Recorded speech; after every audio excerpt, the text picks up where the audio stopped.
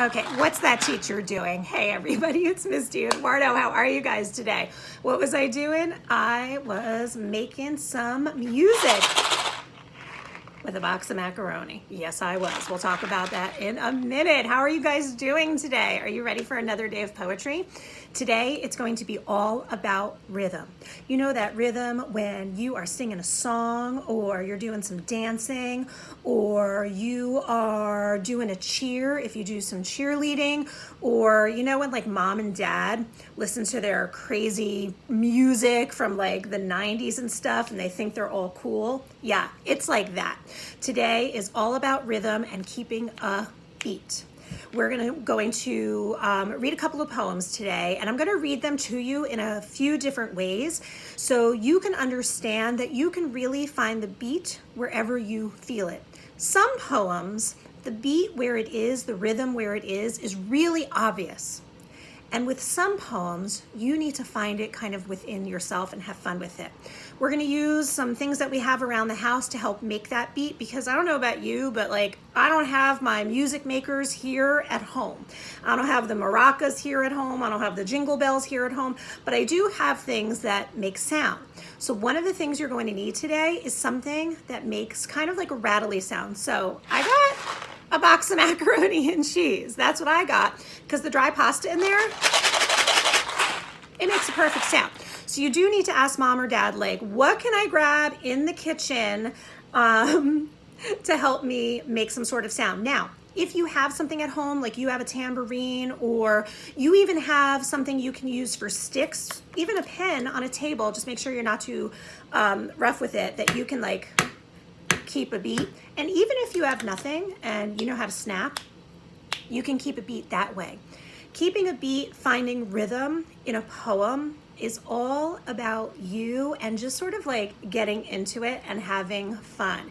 That's why I'm wearing my cool hat today, because I felt like I needed to be like a smooth poet. So go find like your best poet outfit, your coolest hat, something to make noise, and then we will continue with our rhythm show today. Okay, are you ready to read some poetry? So I'm going to read you the first poem, but just in a regular voice. And I want you to think about, would you want to listen to me read this poem again? All right, are you ready? It's called The Pickety Fence, and it's by David McCord. You're going to read this one also today. The Pickety Fence. The pickety fence, give it a lick. It's the pickety fence, give it a lick. It's a clickety fence, give it a lick. It's a... Okay, I'm just gonna stop there. Would you really want to listen to me read? Probably not. One of the things that rhythm can do is it can sort of give you a feeling, a connection to what you're reading. So that's one of the things it can do. So I'm gonna read it again, and it doesn't tell me where I'm supposed to put that beat. And the beat is sort of like where you put that stress in your voice. It's sort of like in a syllable. You know how in a syllable, there's a part of the word that's a little bit stronger than the rest of the word? Syllable. That we hear that strongest part in that word, syllable, in that very first part of the word. Keeping a beat sort of like that, where you're going to kind of stress your voice a little bit in a particular part of a word or in a particular part of a line in your poem. So let's try to read this again, and I'm gonna try to keep the beat where I think it should be. But the cool thing is I can kind of change it up as I go along. All right, so the pickety fence, ready? The pickety fence, give it a lick, it's the pickety fence. Give it a lick, it's a clickety fence. Give it a lick, it's a lickety fence. Give it a lick, give it a lick, give it a lick with a rickety stick. Pickety, pickety, pickety, pick. What a strange little poem. I told you that poems don't always have to make sense and they can be kind of silly. A lickety fence, whoever heard of such a thing?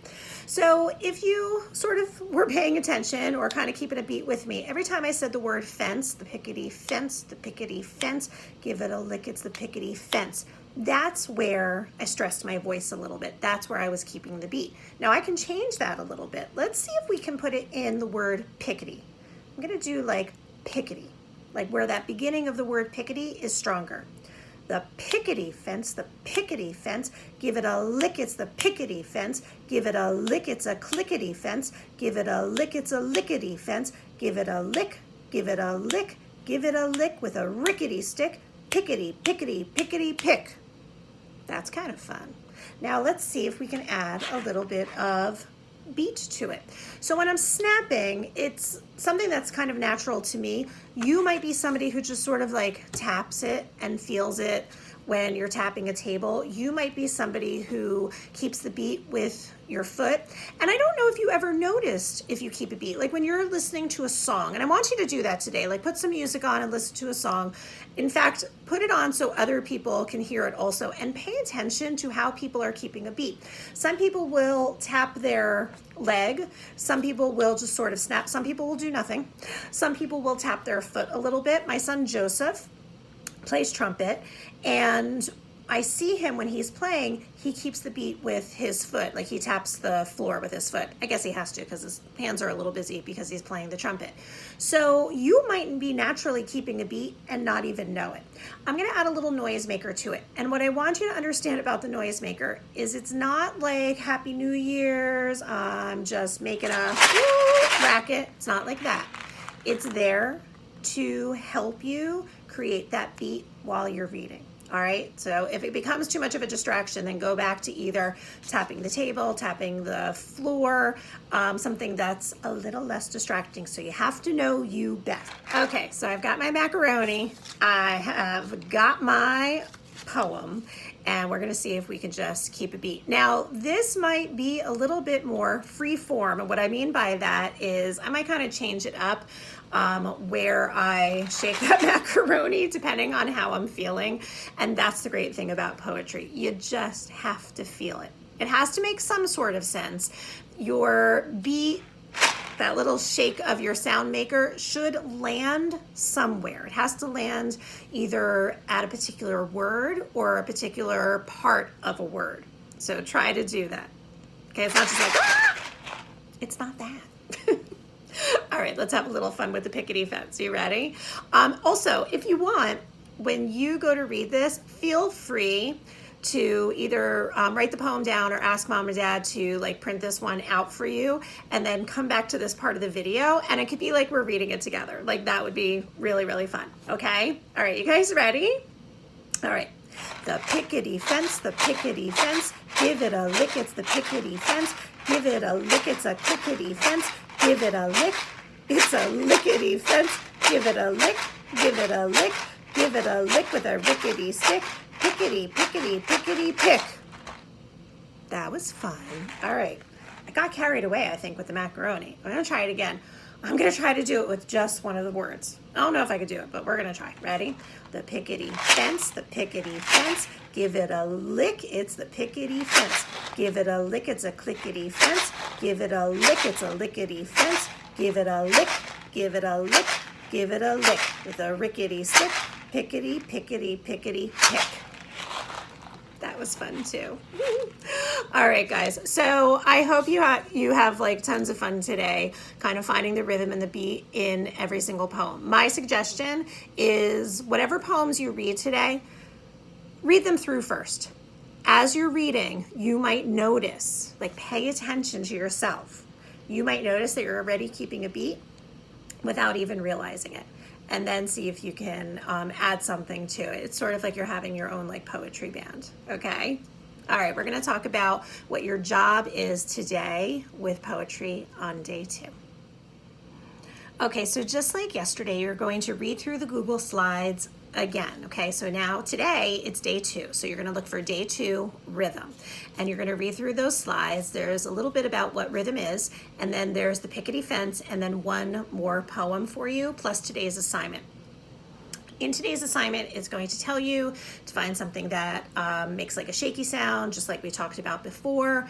After you're done reading the Google Slides, you're going to go back into the Epic reading website. I hope you guys like that. And you're going to go back to that word explore, and you're going to go to the search bar, and you're going to type in poetry, and you are going to have tons and tons of poetry at your fingertips, and you're going to spend some time reading some poems. But then I want you to give yourself some time to get out that journal or get out a piece of paper, and today you're going to be a poet. Yesterday was optional. Today you need to do it.